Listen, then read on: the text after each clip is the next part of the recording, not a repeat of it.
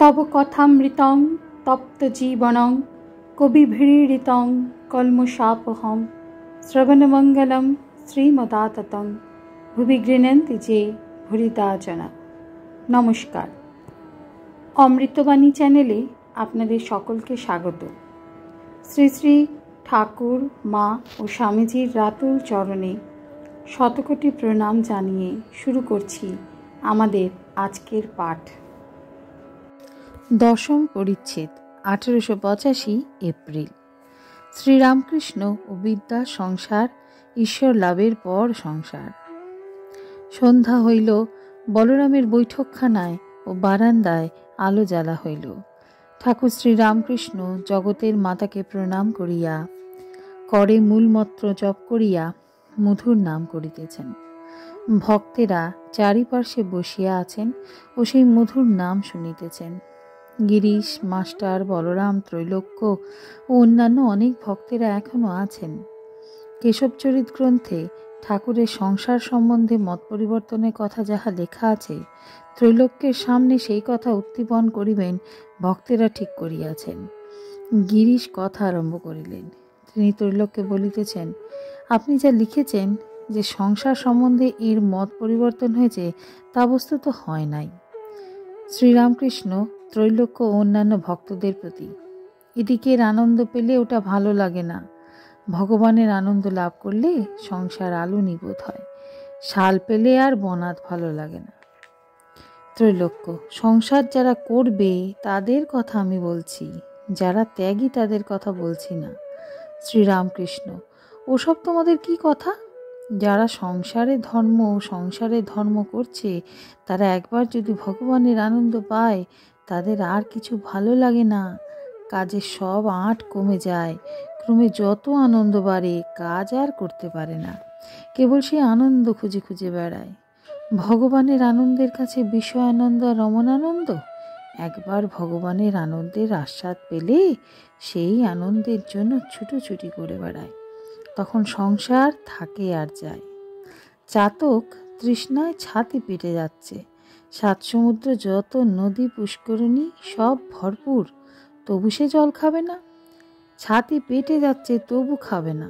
সাতী নক্ষত্রের বৃষ্টির জলের জন্য হাঁ করে আছে। বিনা সাথী কি জল সব ঝুর। দুয়ানা মদ ও দুদিক রাখা। ঠাকুর বলছেন, বলে দুদিক রাখবো। দুয়ানা মদ খেলে মানুষ দুদিক রাখতে চায়, আর খুব মদ খেলে কি আর দুদিক রাখা যায়? ঈশ্বরের আনন্দ পেলে আর কিছু ভালো লাগে না। তখন কামিনী কাঞ্চনের কথা যেন বুকে বাজে। ঠাকুর কীর্তনের সুরে বলিতেছেন, আন লোকের আন কথা, কিছু ভালো তো লাগে না। তখন ঈশ্বরের জন্য পাগল হয়, টাকা ফাঁকা কিছুই ভালো লাগে না। ত্রৈলোক্য, সংসারে থাকতে গেলেও টাকাও তো চাই, সঞ্চয়ও চাই, 5টা দান ধ্যান। শ্রীরামকৃষ্ণ, কি আগে টাকা সঞ্চয় করে তবে ঈশ্বর? আর দান ধ্যান দয়া কত? নিজের মেয়ের বিয়েতে হাজার হাজার টাকা খরচ, আর পাশের বাড়িতে খেতে পাচ্ছে না, তাদের 2টি চাল দিতে কষ্ট হয়, অনেক হিসেব করে দিতে হয়। খেতে পাচ্ছে না লোকে, আর তার কি হবে? ওশালারা মরুক আর বাঁচুক, আমি আর আমার বাড়ির লোকে সকলে ভালো থাকলেই হলো। মুখে বলে সর্বজীবে দয়া। ত্রৈলোক্য, সংসারে তো ভালো লোক আছে। পুণ্ডরীক, বিদ্যানিধি, চৈতন্যদেবের ভক্ত, তিনি তো সংসারে ছিলেন। শ্রীরামকৃষ্ণ, তার গলা পর্যন্ত মদ খাওয়া ছিল। যদি আর একটু খেত, তাহলে আর সংসার করতে পারত না। ত্রৈলোক্য চুপ করিয়া রইলেন। মাস্টার গিরিশকে জনান্তিকে বলিতেছেন, তাহলে উনি যা লিখেছেন ঠিক নয়। গিরিশ, তাহলে আপনি যা লিখছেন ও কথা ঠিক না? ত্রৈলোক্য, কেন? সংসারের ধর্ম হয়, উনি কি মানেন না? শ্রীরামকৃষ্ণ, হয়, কিন্তু জ্ঞান লাভ করে থাকতে হয়, ভগবানকে লাভ করে থাকতে হয়। তখন কলঙ্ক সাগরে ভাসে, তবু কলঙ্ক না লাগে গায়ে। তখন পাঁকাল মাছের মতো থাকতে পারে। ঈশ্বর লাভের পর যে সংসার, সে বিদ্যার সংসার। কামিনী কাঞ্চন তাতে নাই, কেবল ভক্তি, ভক্ত আর ভগবান। আমারও মাগ আছে, ঘরে বাটি ঘটিও আছে, ঘরে পেলাদের খাইয়ে দিই, আবার যখন হাবির মা এরা আসে এদের জন্যও ভাবি।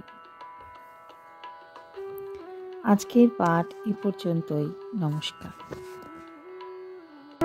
কথামৃতের সুধাধারার সাথে শ্রী শ্রী ঠাকুর, মা ও স্বামীজির অনুধ্যানের জন্য চ্যানেলটি সাবস্ক্রাইব করুন।